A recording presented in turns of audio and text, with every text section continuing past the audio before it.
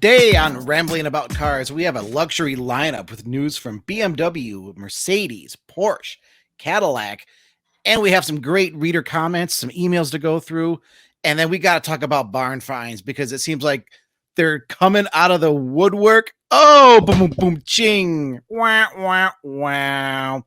So let's roll. It's podcast time. I am Christopher Smith, and Mr. Chris Bruce is across the way, and I sure am. And as always, please like, subscribe, comment, all of that fun stuff. And to hype it up, remember March 22nd, Rambling About Cars will be live. March 22nd. So make sure you join us. It'll be 7:30 p.m. Eastern. What is that? 4:30 p.m. Pacific, I think. Sounds right. March 22nd. That's a Wednesday. So, and remember, and when we say join, we mean that because the platform that we use, if you are with us on Facebook, Twitter, or YouTube, you can comment real time during the broadcast. We'll be able to see all of your comments, no matter what platform you're on. It all comes into us, and you then become a guest / co-host / rambler active on duty. So we are so super looking forward to that. And I think we're going to have some pretty good guests lined up to join us. It's a big deal. We're going live. You want to be there in March. But right now, without further ado, let's kick it off with some cars, some car news, some car debut news. So first one we're going to talk about is the 2024 BMW X5 and X6. And if you're a frequent listener, you're like, haven't we already heard about these? And the answer is no, but kind of. BMW debuted the refreshed X5 and X6, the standard models, earlier in the month. I want to say it was the first week of February. And so now they decided towards the end of the month to debut the M models. Right. And usually there's, I think if memory serves me, there's usually a little bit more of a gap. It seems like they're more interested in getting the high performance models out a little bit sooner. And we have them here. And Bruce, I know you wrote this up. I did. The styling has already been discussed previously with the X5, X6.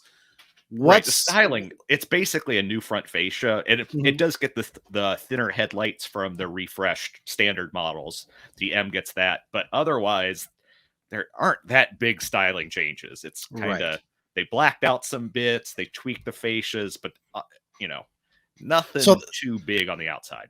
So that means we have all kinds of big changes under the hood, right? Well, yes and no. So okay, explain, please, because I already know, but let's clue in the ramblers here. Of course. So it still uses a twin turbo 4.4 liter V8.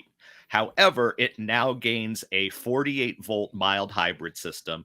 There's an electric motor that incorporates into the automatic transmission, and that electric motor can make 12 horsepower and 147 pound-feet of torque.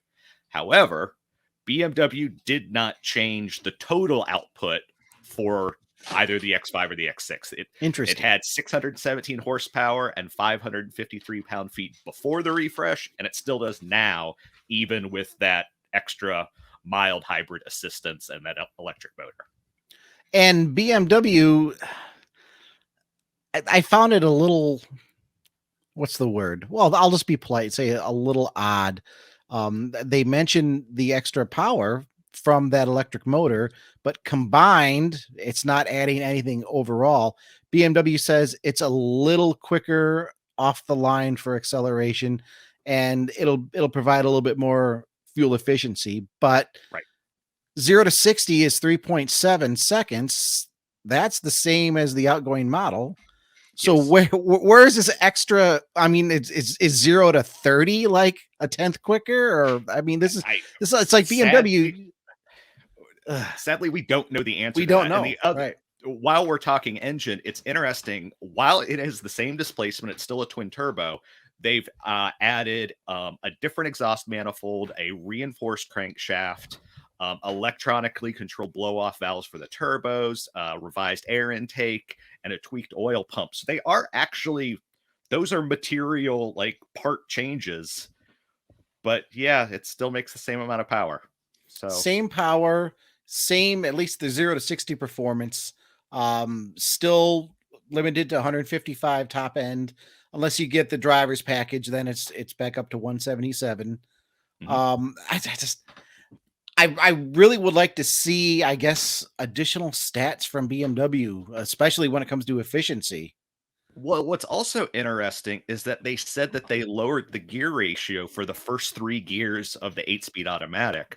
So generally, you would expect quicker acceleration to come from that, but not in this case. Yeah, I mean, hey, this is the information we got from BMW. It's Right. straight from the automaker, not suggesting that they're hiding something or No. anything nefarious like that. It's just in my head, and mind you, I am a writer, not a mathematician.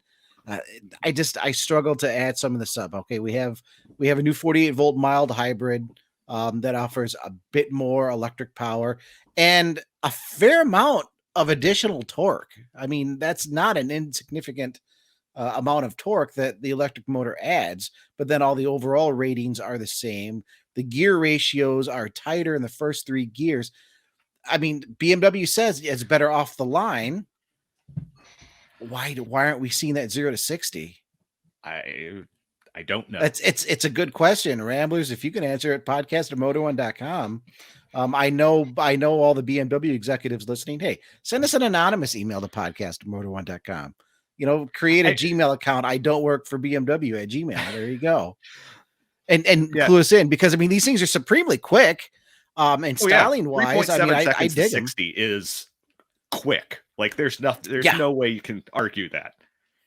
Yeah, so it's just odd when we hear about mechanical changes like that, and then we don't see, exactly how that's playing out. Now, BMW, they don't mention anything as far as efficiency. So right. The changes here could raise MPG a little bit, maybe for those people that are actually towing or doing work with their M-badged crossovers and SUVs. I don't know that customer exists, but sure. Not sure, but person.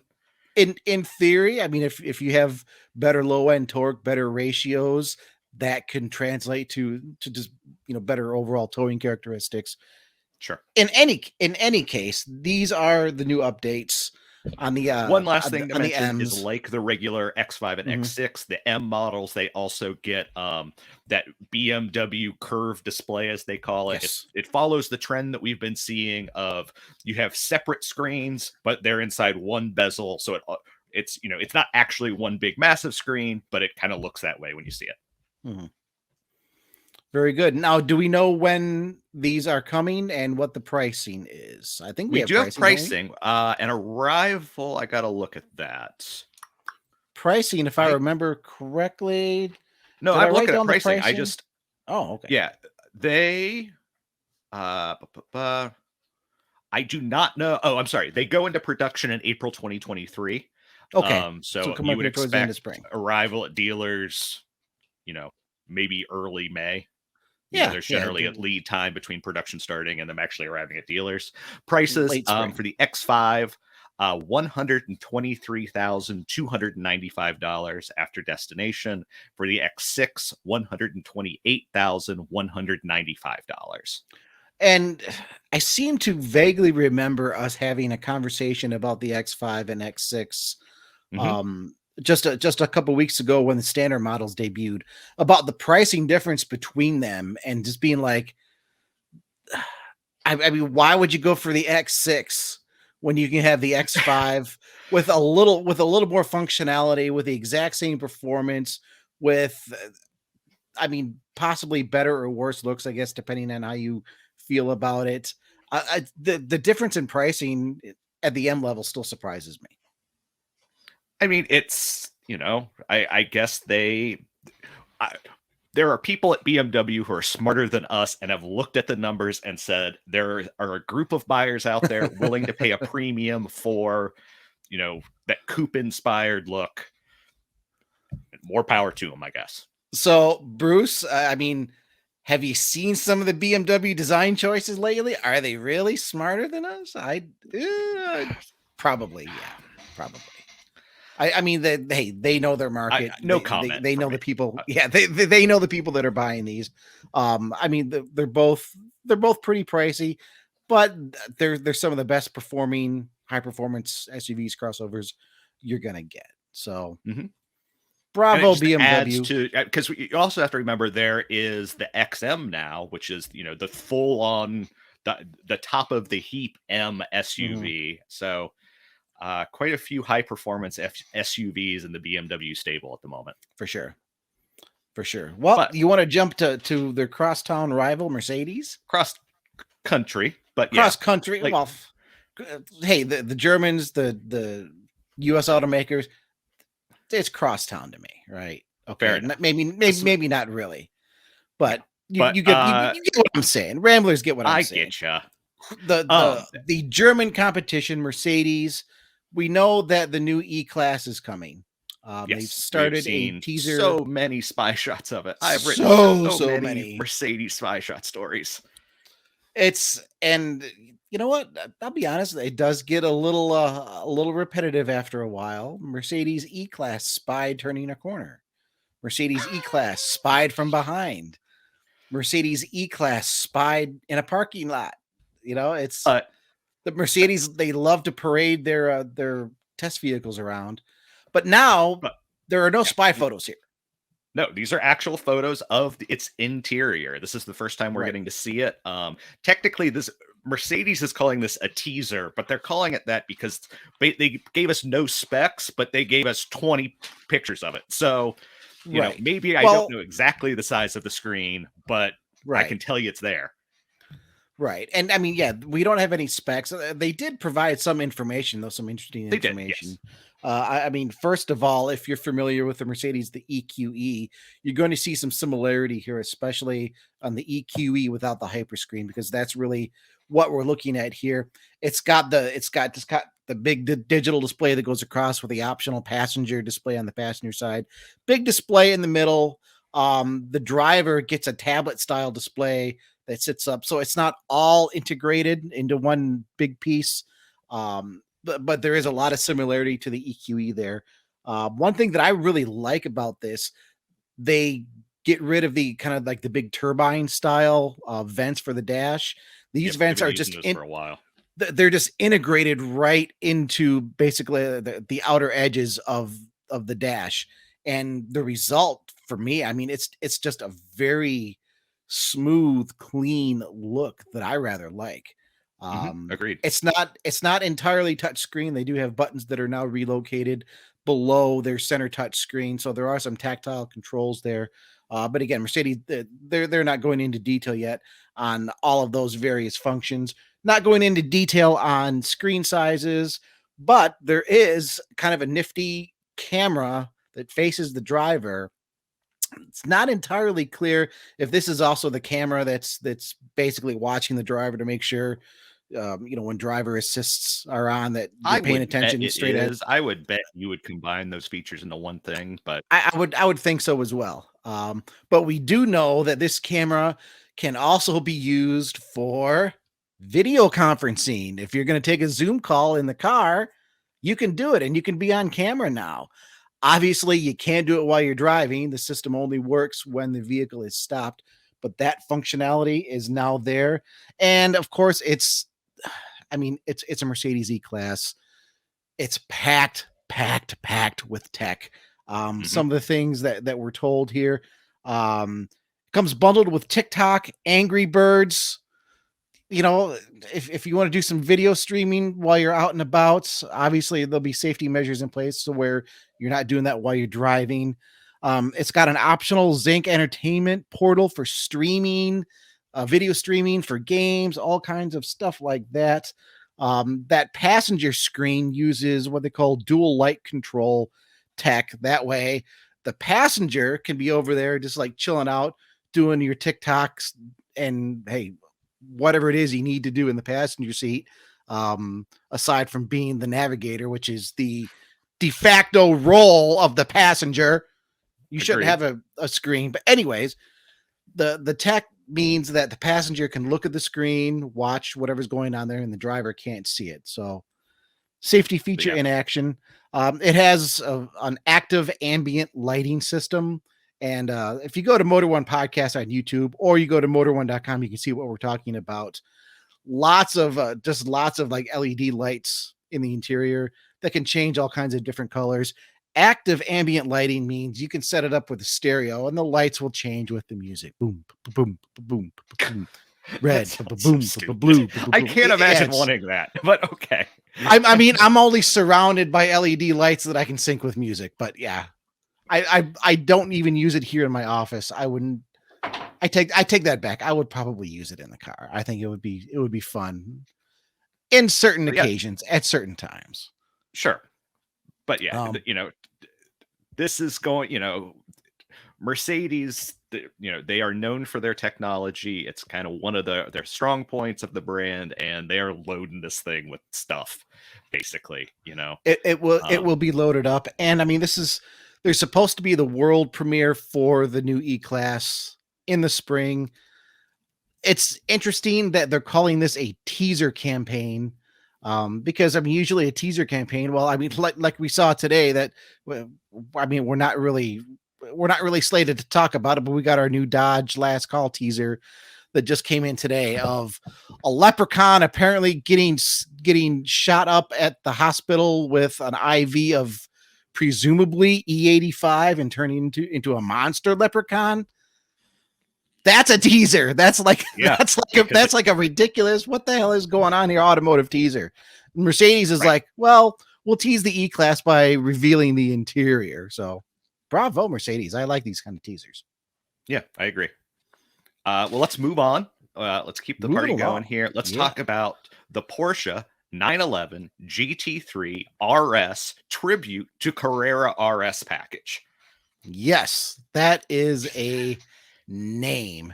And in case you forgot, I mean, this is a vehicle that debuted some months ago, and we're getting close to production October, initially, but we're getting some more details about it now. Right, so we're getting closer to production now. We're getting some more details. I guess maybe the detail we should talk about first is the price. Well, we actually had that before. We did know the price, but it's still absolutely absurd. Let's talk about it again because. Sure. Yeah, I mean, when you talk about what amounts to a few changes costing almost $100,000. Yeah. So put it out there. A standard 911 GT3 RS, no options, which I'm not sure Porsche sells any of those since Porsche loves adding their options. But if you decided not to get anything, it would cost you $223,800. Oh, but you decide that you want that tribute to RS package. That takes the price after destination to $314,000. That's quite a jump. And what are we getting with that? I mean, we're basically, it's a tribute to the RS, right? So it is. We're getting some green accents. You're getting lots of green accents. Magnesium wheels. Yep. Like colored valve stem caps and keys. I'm sure those are worth tens of thousands each. Yeah. Each, right. Green even touches the rear wing with the end plates featuring the American flag and the RS logo in the striking color. And you also according get to our 43 scale model of the GT3 RS and the original 73 Carrera RS. You get a car cover and you get a watch. Crickets. I mean, hey, I'm a Porsche fan. The GT3 RS is just wild and fantastic. It's quite a price jump for the tribute package, but I mean, the enthusiasts, the ones that are really, the ones that are just laser focused. I mean, they're gonna get this. They're gonna get this. Exactly. The ones that have a 73 Carrera RS under a custom car cover with a Porsche watch collection, they've already got this ordered. Sure. And so this will make its public debut for anyone who attends the 12 Hours of Sebring race that runs from March 15th to 18th. That race will be where this special package makes its public debut. So if you're going there, check it out. Yeah. I don't. Sorry, it's much. There's not.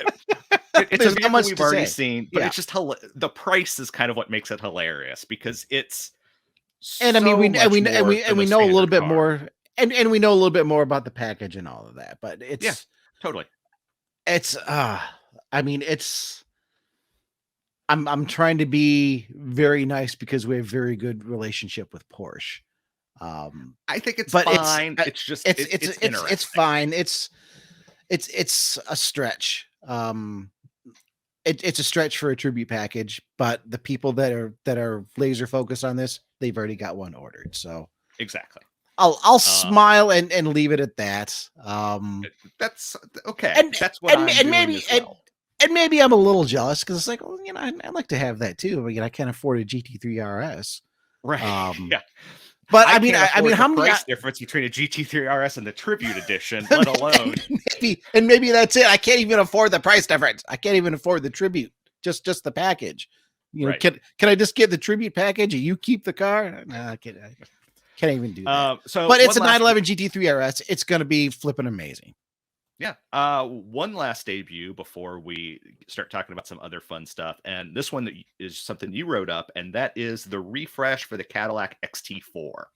I wrote this up late last week, and it's so thrilling that I have to pull my own article up to remind myself of what it's all about. I'm being a little harsher. I'm a Cadillac fan. And the XT4 refresh is here. This is a mid-cycle refresh. And it's conveniently timed with recent debuts of the Chevrolet Trailblazer and Buick Encore GX. Other vehicles similar in stature and size to the XT4, but I mean Cadillac is on a different platform. So I mean, and obviously the Cadillac is much more luxurious than the Buick or the Chevy. It's going to be more luxurious, but I mean the timing of all of these, I think is kind of well thought out. Yeah, they've done one a week. It was Trailblazer and then Encore and now this. So, and on the outside, a smart way to do it. I mean, you'll struggle to see some differences on the outside unless you really know the model fairly well. The big changes come up front, and by big, I mean you have new smaller LED running lights. Headlights are LED relocated a little bit further down in what would normally be the corner vents. Just some small design changes on the rear fascia. The powertrain, all of that is still the same. That carries over. That's a 2-liter turbo 4-cylinder, 235 horsepower, 9-speed automatic transmission. Has with the Trailblazer and the Buick Encore GX, the larger changes come inside. That's where it gets a very thorough digital makeover. And by that, I'm talking a 33-inch single display screen with 9K resolution. Cadillac says it's inspired by the Cadillac Lyric. The screen does have a slight curve to it, so it faces in the driver's direction. If you're at all familiar with the outgoing XT4, which I think debuted in 2018 or 2019 thereabouts. Yeah, maybe even a little older. By modern standards, I mean that's not old, but just design and technology is progressing so quick. It looks like such an outdated interior with just its big dial gauges, stacks of buttons.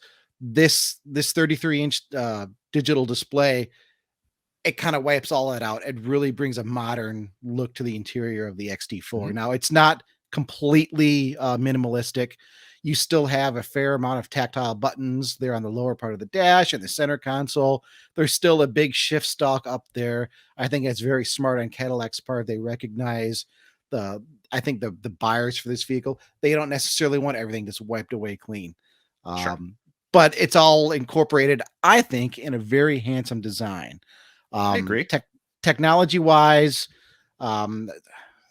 you're getting a few more standard issue safety systems. You're getting things like Google built in as part of the software suite. One thing that I'm going to mention, and I'm not going to try to be a jerk about it. Okay. But it's, I mean, so no, go for it. I'm not sure what you're going to say, so tell me. So here's the deal. The XT4, it's available in luxury. That's the what you would call the base trim. I hate to call it base though, because I mean there's still a lot of great standard issue items in there. Entry level. You get luxury, mid-grade is premium luxury, and then sport is the higher grade. Now, you do get a lot of standard issue safety systems. But there's an additional active safety pack that will add things like adaptive cruise control, enhanced automatic emergency braking, pedestrian alert, speed assist, so some other features. Which, okay, if you want to relegate that to a separate package, that's fine. You're still getting a lot of standard issue items, but that package isn't available on the luxury, on the entry level luxury. You can only get that on the premium luxury or the sport. And I mean, we're talking about some assist and safety systems. Why would you want to relegate that away from your base trim, right? I mean, we're not talking about 20,000 way heated, ventilated, cooled, massaging seats that are really a proper luxury item. We're talking about things that can help the driver navigate the vehicle and help on a safety measure. And I feel like I've seen this from GM before, where there are some features that are really helpful, but they tend to get buried in higher level trims or certain packages. That just feels, it feels like they're maybe doing a little bit of a disservice here. That's kind of my take on it. I was really disappointed to hear that they were relegating that to higher level trim packages, right? It just seemed a little disappointing to me. I think that's fair. I've got two dogs barking behind me, so I'm hoping it's not a lot of that picking up. And I can tell they're a little upset by it too. They're like, come on, Cadillac, you gonna make me get the premium luxury if I want to have adaptive cruise control? I definitely see what you're saying. I think there's something to be said to that. That's, you know, luxury features when you talk about, you know, interior tech or stuff like that are one thing, but then it always feels like safety tech is the type of thing ideally that automakers should try to put in as many vehicles as possible, because as long as that stuff's working, then you know, someone is safer in their vehicle. You know, they're safer when they go down the road. Yeah. Right. And I mean, to be clear, I mean, let me just state here. I mean, like blind spot monitoring, Cadillac offers over a dozen standard issue driver assists. I was stalling here. I was trying to pull up the information that I had on this. There are over a dozen standard issue driver assist safety systems, rear cross traffic alert with braking, lane keep assist, automatic light high beam control, lane departure. So I mean, it's not like they're skimping out. It's not like they're incorporating some of these, in my opinion, critical features for higher level trims.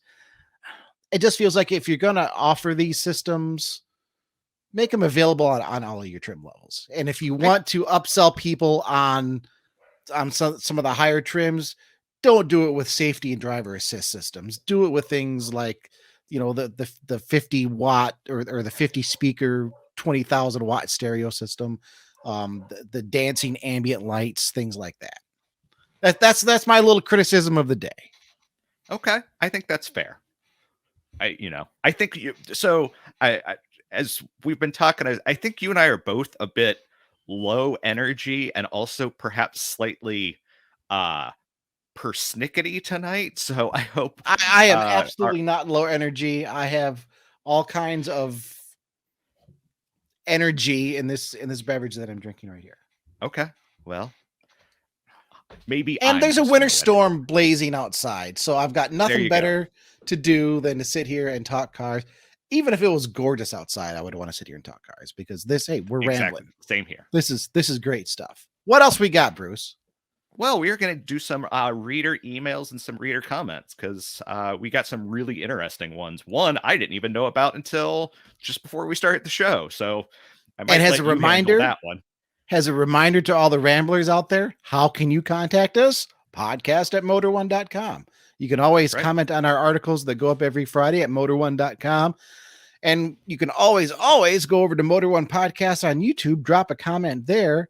And just as a reminder, again, what's the date for the live broadcast, Bruce? March 22nd. Not only can you comment there, you can comment live and chat with us live, and we can respond live. And we're so looking forward to that, especially when we get I mean, we just have the best fans. We have the best followers, the best listeners. And I'm not just saying that. Can I jump into this email here first, Bruce? Go for it. Can I take this first one? Because this just came in Yeah. today from Gino. Gino is a longtime listener. And this goes back to some of our Super Bowl discussions that we were talking about.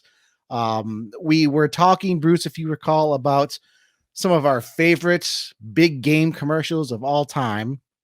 And I had called out specifically the classic kid Darth Vader with Volkswagen, where you had the little kid, he's running around dressed as Darth Vader. He's trying to use the Force. He's just completely dejected because everything he does, nothing works. And then dad comes home in the Volkswagen. He goes out to try to do something with the car. Dad hits the remote start button. The car starts. The kid's like, holy crap, I did it. And it's like just it's the best performance from somebody whose face or features you just absolutely cannot see. It's just, I think it's gold. It turns out apparently Gino was involved in making that commercial. Yeah. So don't we have some of the best listeners rambling about cars? Gino sent in this email. Smith, I was stoked that your favorite automotive commercial was VW Star Wars. We called it The Force. It was one of those commercials you knew while making it, it was going to be special. The young actor, Max Page, was spot on for the project, did an amazing job. The director is really good, knows how to get a performance out of his actors. You'll see in the call sheet. And yeah, Gino even sent us like call sheets and stuff on this. Just amazing. There was a backup child actor just in case, but as it turned out, Max did all of the scenes. Sometimes children, they can get distracted and bored, especially with the helmet on. And Max just knocked it all out. They did it in one location over 2 days. And Bruce, if you can vamp for me just a moment, I've got a few pictures that I'll pull up that I can share from the set. Yeah, I won't say exclusive because I don't know if, I mean, it's been quite a few years, but hey, right. Rambling about cars, go to Motor One Podcast on YouTube. You can get a look at some behind the scenes photos that I'm about to bring up here. Yeah. First time I've seen these photos, at least. And it's just interesting because, we do this show and we appreciate and love having so many listeners, but it's just always interesting hearing what your guys or your folks experience with cars and, things like that. It's really a cool thing to like get an email like this and get like a behind the scenes look at something. So we're taking a look here right now. I mean, we just got a few photos here, but I mean, black and white shot here of the V-dub with the big camera on the boom. What else do we got here? Just a little shot of kid Darth Vader, Max, in the kitchen, looking really frustrated, trying to get his sandwich to move by the Force, and just wasn't making it happen. And you can see that is that's as they're shooting it. You can see that, that's where they're previewing how everything looks in that shot. So, just neat little behind the scenes stuff. Some direction given to Max, trying to make this Volkswagen start. I mean, it's just little behind the scenes stuff like this that I love. It makes these things come alive. So Gino, thank you so much for sending in that email, brightening our day. Go to podcast@motor1.com or go to Motor One Podcast on YouTube to see what we're just talking about there. And always email. So I've got one to read now. Yes. So this comes from Lee, and I do not believe Lee has commented before. So it's always cool to get an email from a new commenter. The title of this email is Peak Crossover ? So have that in your heads. So it starts, Dear Ramblers, checking in to say thanks for the great work you've been putting in together for the last couple of months. I had this experience last week and wanted to run a question by you. I was on the second floor of a large building where I work. I was teaching a class on thermodynamics, and that probably is about as bad as it sounds. It doesn't sound bad at all. It sounds great. Thermodynamics. We have some like listeners that are way smarter than us, Bruce. Yep. and glanced out across the parking lot below. My eyes landed on the rear of a new white crossover that I thought looked like a Honda HR-V. I kept looking a little longer. The class was taking a test, so I could get away with it, and realized that there were 4 rings spread across the back, not a Honda HR-V, but one of the new smaller Audis. I admit it wasn't my finest moment of vehicle identification, but I know it's hard to make two-box design look different from one another. But have we reached a peak crossover when a Honda HR-V at first glance could be mistaken for an Audi or something similar? And what comes next if not crossovers? Keep rambling, and I hope the live recordings go great. Well, I mean, that's an interesting, and thanks for the message. Thanks for the email, big time. When I hear somebody talk about a lot of the new cars look alike, I mean, you're not wrong. There are only so many ways you can design a vehicle, especially nowadays with SUVs and crossovers being so prevalent. Sure. But when I look back to like the 40s, and especially in the 50s, all I see are like big chrome grills, big chrome bumpers.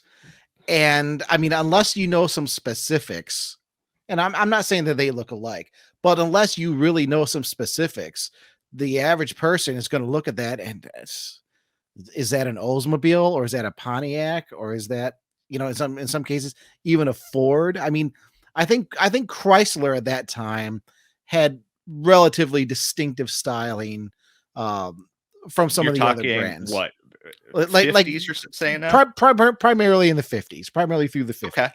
Well, we'll say like 50 to 59, because I mean, immediately post war, you had sort of an era there where manufacturers, because there was a pause during World War II. There was. You had manufacturers, okay, now we got to start, getting things back up. So there's still a lot of like early 40s, late 30s styling cues at the end of the 40s. And then, through the 50s, you really started to see it change.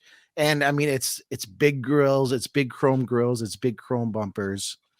And I mean, I see a lot of similarity there. And I think the same can be said for modern day. If you know specifically what to look for, you'll be able to identify these. But I don't know that it's necessarily a sign of the times. I think it's a sign maybe more of the popularity of a segment, because I mean, in the 50s, we're talking about, I mean, sedans everywhere, big sedans on American streets, big sedans with big chrome grills, big chrome bumpers, big wide stance. And you see that now with SUVs. Yeah, I think something that Lee says is very, very accurate, and that is with a 2-box shape. And what he means by that, you talk about sometimes like a 3-box shape or a 1-box shape, and essentially 1 box for a 2-box shape. 1 box is the hood and where the engine goes, and the other box is the whole passenger compartment. So you can, you can be really, really reductive and just make it 2 boxes. And he's right. That basically is what an SUV or crossover kind of has to look like, or at least it did for a long time. The counter argument to that is actually things like the BMW X6 that we were talking about, which is a vehicle I know you and I don't necessarily like, but it does kind of try to do something different where it's not as boxy. Problem with that is you give up, cargo volume and sometimes also headroom, because you have that really sloping roofline. But where I was going with this is that I think that this is an issue with designing cars in general, especially in certain segments, though, where it gets really tricky. Like, Smith, I know we have written about, various commercial vans, Ford Transit, Mercedes Sprinter, etc.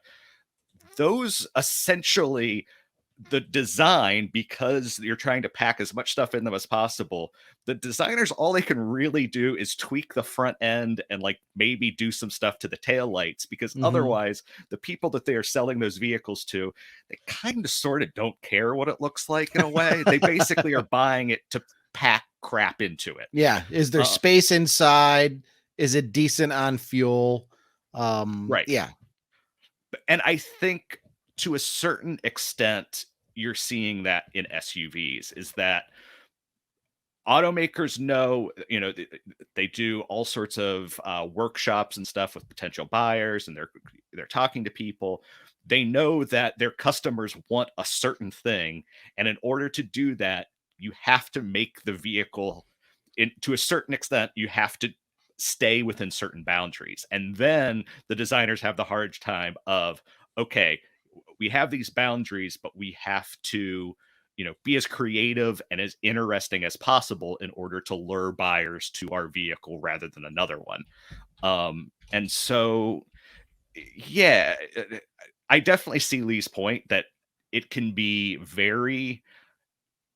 there are lots of vehicles on the road that kind of look alike, but I would also say that, I think I think Kia honestly really knocks it out of the park, and kind of Kia and Genesis as well, where their crossovers tend to be a little bit more distinctive on the road, at least to my eye.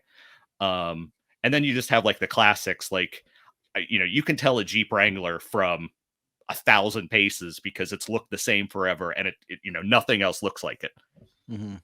So, yeah, and to your point there, we from time to time on this channel have criticized maybe some automakers for design choices, big grills, things like that. sure. But are we at a point where you need to be polarizing like that if you want to stand out from the crowd? And is this a case of anything different is good? Question to ponder. But yeah, I mean, we had this discussion in our Teams chat a while back, Mm-hmm. regarding, since EVs, you don't actually need a hood really for an EV. Like, depending on packaging, maybe you're putting some stuff there, but the size of the hood can be far smaller with an electric vehicle. Right. And I remember we got into a debate in chat whether that would mean radically different looking vehicles. And we had people on one side saying, yes, designers are going to explore these things. And then we had other people saying no, because people have in their mind what a car is supposed to look like. And whether automakers are afraid to deviate from that, whether they don't want to deviate from that. But, you can have far different packaging in an EV and let that change the design significantly if, they think there's a market for it. That was a great discussion. I remember that because I was on the side of yes, EVs, at least in my opinion, a proper vision for an automaker should be yes, let's electric powertrains dictate important changes in vehicle design. There's a preconceived notion of how vehicles are supposed to look, sure. Right. But that's only because for 100 years, vehicles have had to incorporate some form of internal combustion with some form of, with some system for cooling, with some system for getting exhaust gases out of the vehicle, for storage of various fluids. We don't need that anymore. We don't need a radiator. We don't need a cooling system. We don't need an exhaust Well, system. EVs still have cooling systems. It's just the air needed to cool them is significantly less, and so you don't need big grills. You don't need big grills with vents to try to cool everything down. Exactly. Right. You don't need transmission tunnels anymore, Exactly. taking up space in the interior. You don't need tunnels going from front to back to make space for a drive shaft or an exhaust system. You don't need all of that stuff. So how can we make a vehicle better for a person? Like you were saying with, especially with commercial vans, and even tying that into SUVs, as long as it can do this certain function, that's like the first best avenue to take. Mm-hmm. Let's take a really critical look at how vehicle design can change, how it can benefit the needs of people. And if it radically changes the look, doesn't mean it has to look bad. It will look different. Right. But let's take that approach. And if I remember correctly, our discussion kind of focused on BMW, which is staying very traditional with the styling of its electric vehicles. Its electric offerings thus far basically just look like their combustion powered vehicles, just with different lighting, maybe small change. Mercedes, on the other hand, they are creating slightly different shapes, that the proportions look a little bit different. You can tell Yeah. it's not a combustion car, but they're doing that because electric powertrains, they offer advantages, and they're trying to take advantage of that. And that's the direction I think it should go. Mhm. Well, I'm going to do one last comment, and then Yep. let's get to the barn finds. And this is from Yes. frequent listener and commenter Ted Adam Green. He said, "I didn't watch the Super Bowl, so it was good to get your review of the commercials. I enjoyed the guest, and I hope he keeps coming back off and on. And with the GM and all of the GM electric vehicle press releases." And all of the GM electrics are just press releases. I'm sorry. Mhm. Until they're available in volume. And when will that be? Is it ramping up according to plan, or are there challenges slowing them down? Thanks for another great ramble. Keep it up. Well, thanks, Ted, So as always, for sending in. I mean, yeah, the I GM is think the ramping up. GM thing is something you and I have discussed before, is that to me, a lot of those vehicles were announced too early. Not that the vehicle wasn't ready or things like that, but they put the idea of this vehicle in someone's mind and then said, you Mhm. can't buy it for 2 years. And it kind of I kind of can see what he's saying is, I think GM can build these vehicles. It's just that, they announce their roadmap for EVs so far in advance that you hear about, the GMC Sierra EV is the one that kind of jumps to mind, because we're not getting it until spring, early 2024. So it just feels like, well, I've It seen was it. I've announced, got cool yeah. pictures, but It was announced months ago, and we're still over a year away from getting it. And I mean, you're spot on there. And we've seen other automakers debut vehicles long before, at the very least several months, if not a year or more, before they go on sale. And we've had that Mhm. discussion before on Rambling, where are they losing potential customers by jumping out here too early, letting things drag on? By that time, the excitement has waned. I was excited about this a year ago when you announced it, but I wanted to buy a new car a year ago. I already have my new car now. I, There's I think kind of I the think poster child for this is the Cybertruck, because now what was it I think announced? 2019 it was something? no, it's older than that. I think it's Was it? 2018. I think it might Okay. even be 2017. No, it wasn't. It couldn't have been that long. Okay. Anyway, 17 or, but or it's 2018. But yeah, now as I understand, there have just been some delays there. Um, COVID delays, right. Oh no, the of chip course, but shortage. also they didn't have to show. They didn't have to show it 5 years ago. I'm not saying it was actually 5 years ago, but they didn't have to show it years ago Mm, and then still not have a date for it. And I think that's kind of a version of that is what's happening with a lot of these GM electric vehicles, is mhm. that they've been announced and then we're still waiting for them. But it feels like in a certain way because they come out with specs and pricing and all this stuff and like release cadence. I remember that for when the Hummer EV came out, Mhm. they're like, we're going to do one this year, and then in the fall we're going to get the next trim, and then a year from now the base model is going to come out. And it can feel kind of frustrating in a certain way, Oh, for sure, because for you sure. know And I think part of that is I think part of that is related to the nature of, frankly, the automotive times we live in right now. We mhm, are in a paradigm shift, and I don't use that term lightly. The automotive industry right now is going through an adjustment unlike anything in its past. And I yeah, break it down like this. You have basically the invention of the automobile in the late 1800s. mhm, For the most part, engine wise, driveline wise, the basic mechanicals didn't really start to change significantly. And that's barring, body styles, things like that. Didn't make any real significant change until we started to get into the 70s, where we started to see some computer control, where we had to have more, more thought put into emissions, more thought put into safety.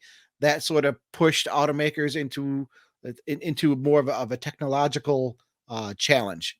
to try to meet these goals. And you start to see the advent of computer control. That's the start of a big shift right there.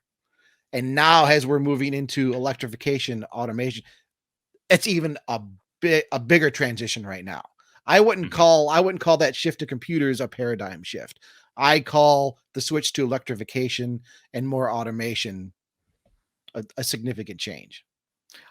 I kind of like that argument, because there's an argument to be made that the internal combustion engine, they essentially kept improving on it for roughly a century. Right. It kept it, but it was still, what is it? There's still a spark. There's still valves. There's still crankshafts. There's still camshafts in there. Right. I mean, you go from like points to, more advanced electronic distributor systems to, right. Or you go from, to coil on plug, fuel injection and things like that. But it was still a gradual improvement. And we know EVs did exist, but they were those things like, it would be, it was 100 just like batteries in a van, or it's like, the one battery that you start your car with.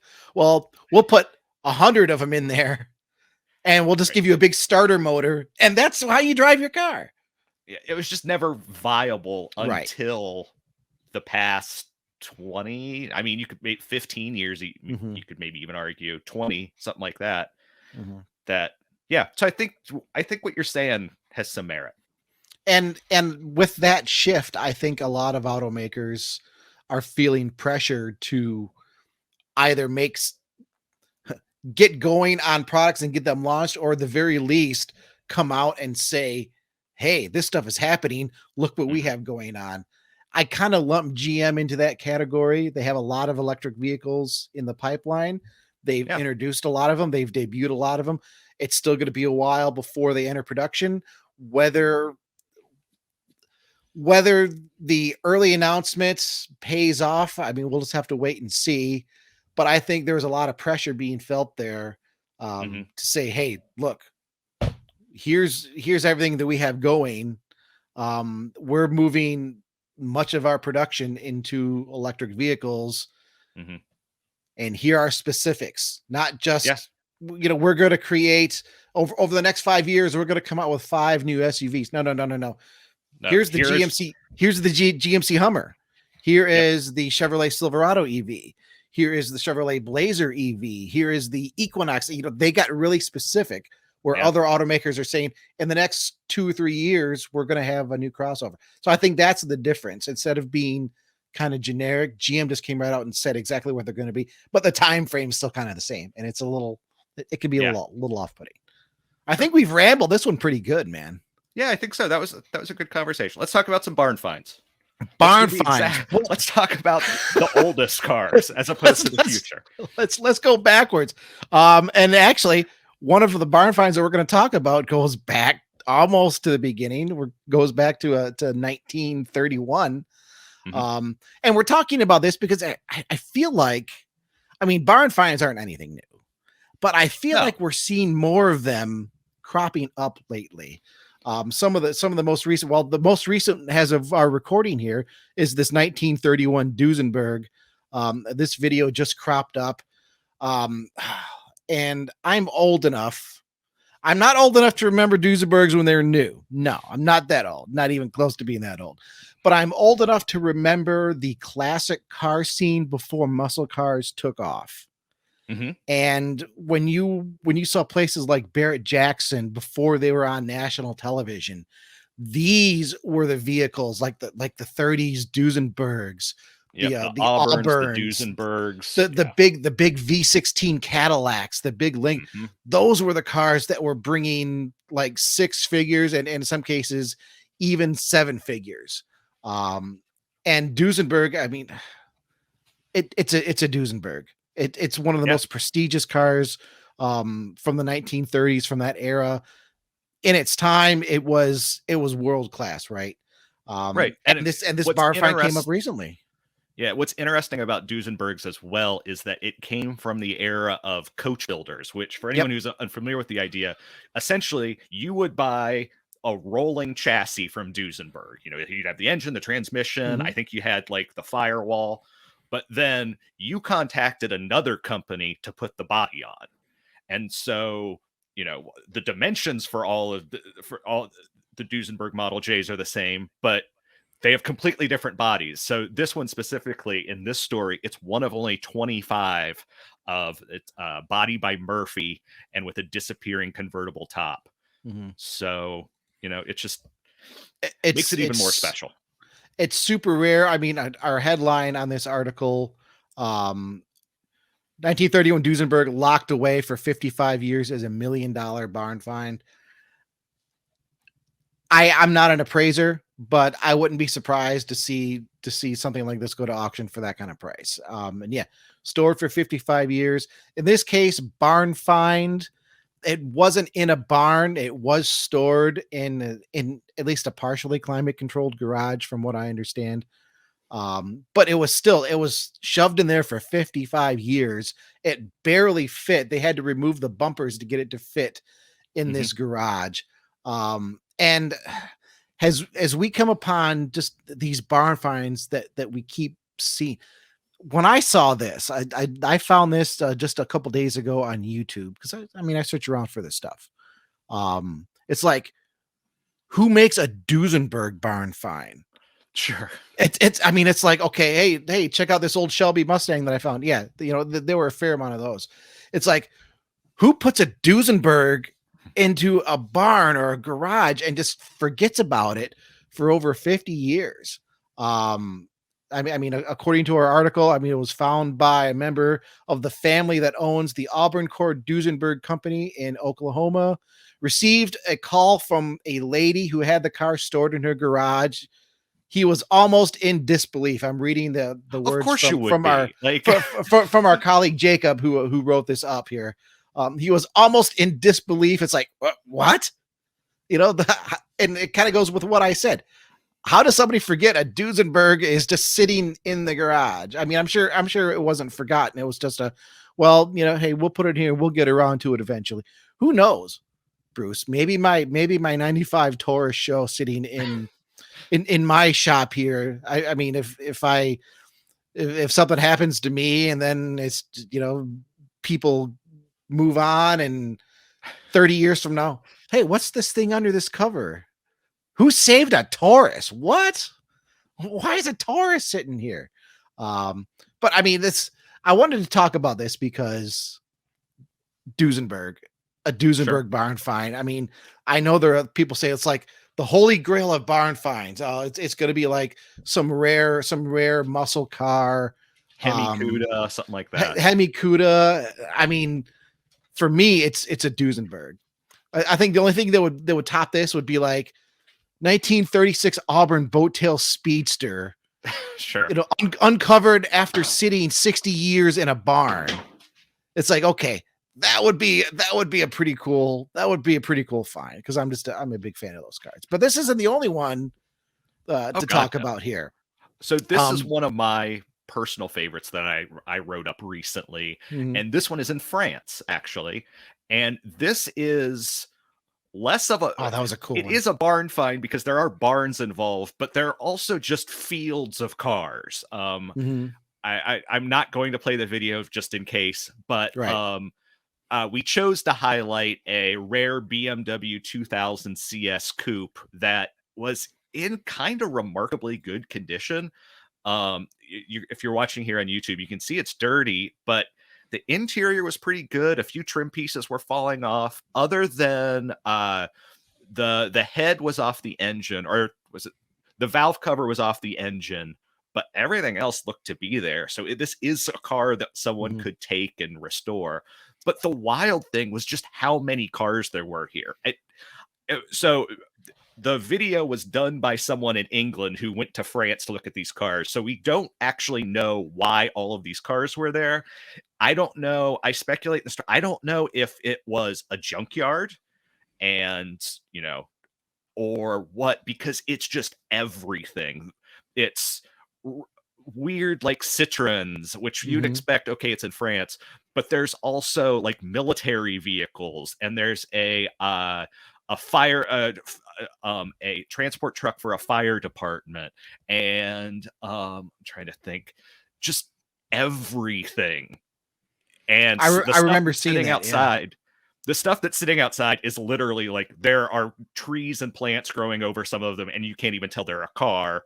And then there are also all these like outbuildings and lean-tos and stuff like that. And the stuff in there, obviously, since it's a little more protected, you know, that looks fine. This BMW is in what they called the main building. Also in there was a Mercedes-Benz 450 SE, you know, kind of the sedan from the 70s, and also an SLC.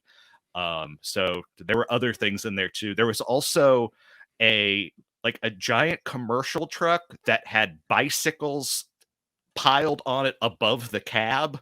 So hundreds of bicycles essentially. But yeah, it's quite the sight to see. And I would love to know the story behind it, because some of it you could believe, okay, they were wrecked cars, but some of the cars didn't look wrecked. It looked like they just got parked there. So is that the video? Because I've seen so many of these videos recently. Is that the one where, I mean, you come upon a car where the hood was open and it was just left open, like literally somebody was working on it. I was like, oh, you know what? I got to go to the bathroom, and that was like 25 years ago. Where it's just like I mean, there's like boxes and there's tools laying there. Was that this one, or is that another video? No, that's not this one then. No, okay, it must be another one. But yeah, like I said, we've done so many. Well, let me talk about one here.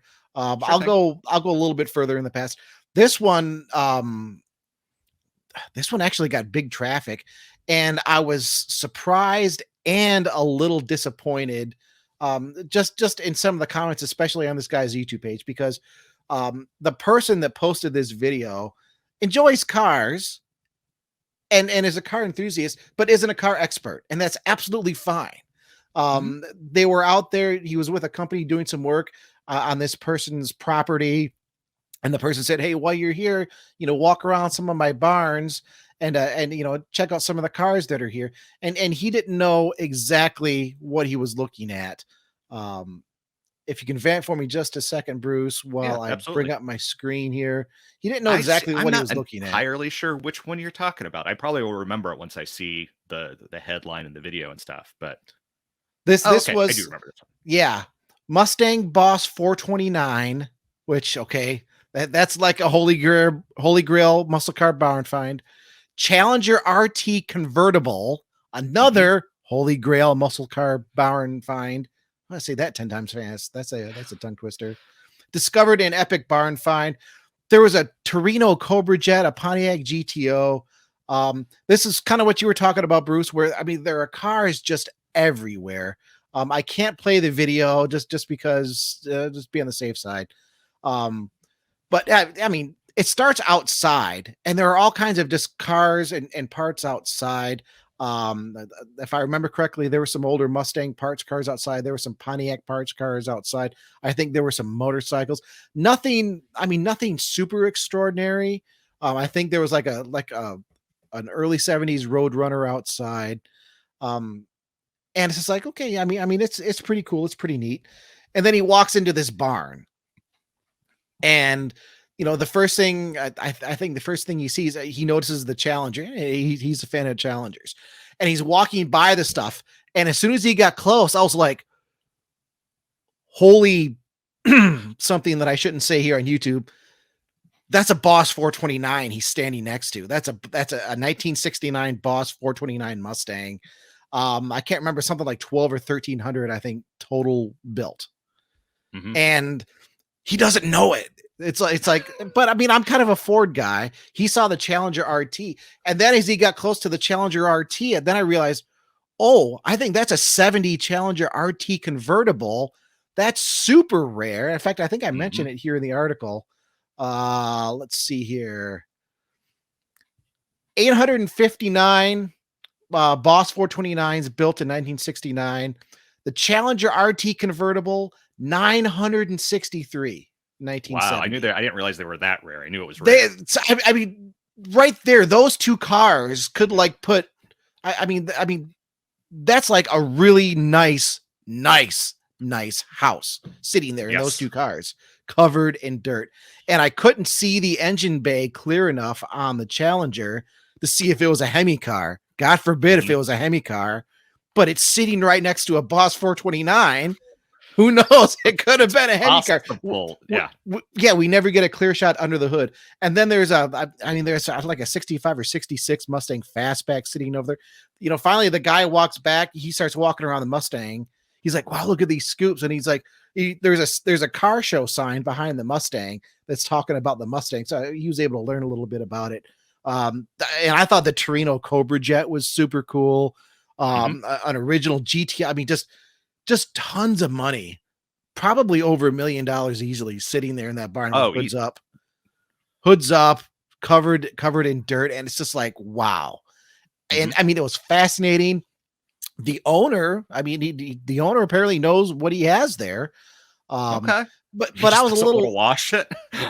I mean, I was a little disappointed because I'm reading through the guy's YouTube, and I mean, he's super cool YouTuber.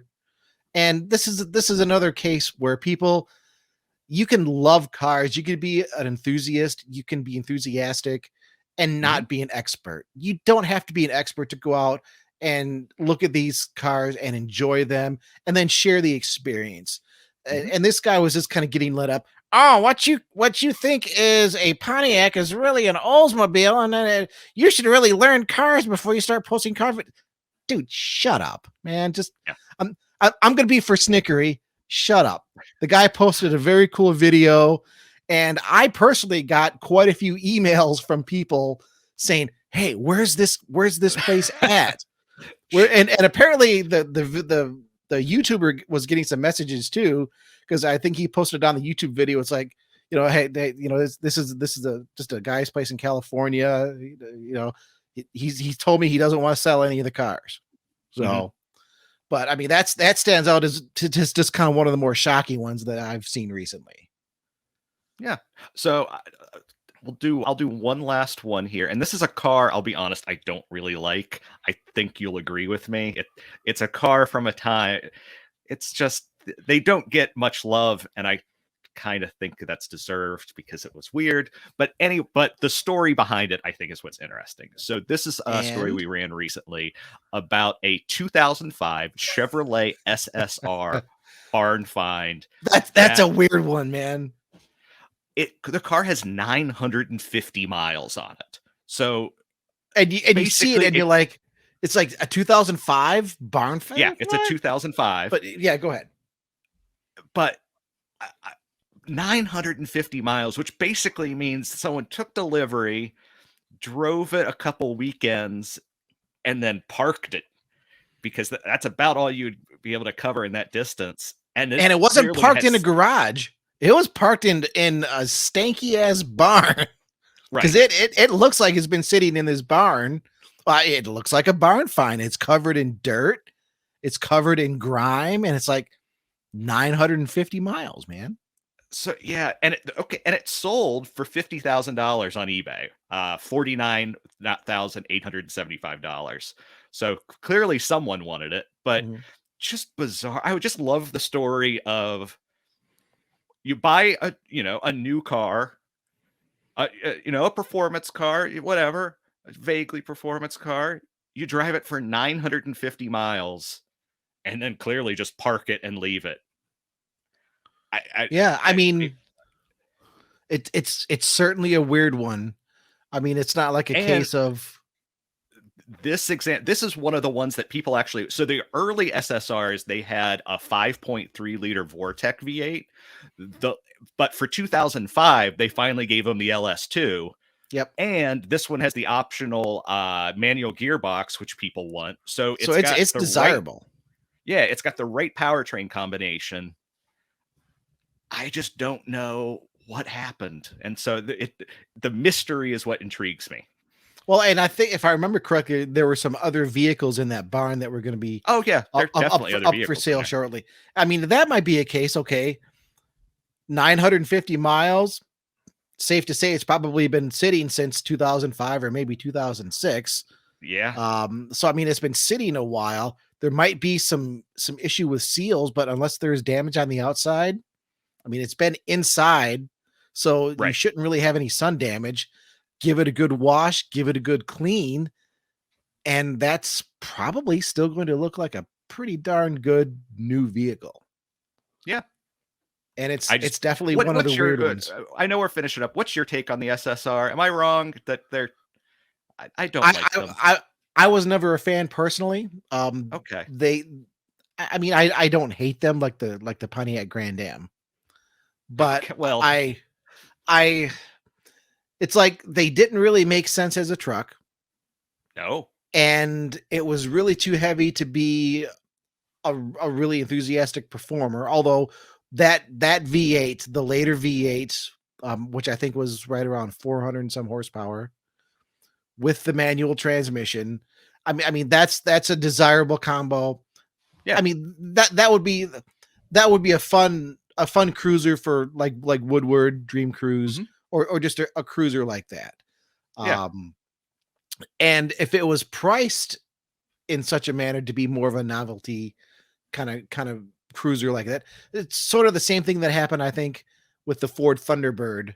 Yeah, I was just thinking that generation that came out kind of around the same time, trying to capture the really strong retro vibe that was happening at the moment, without really, I think, considering beyond just the retro vibe.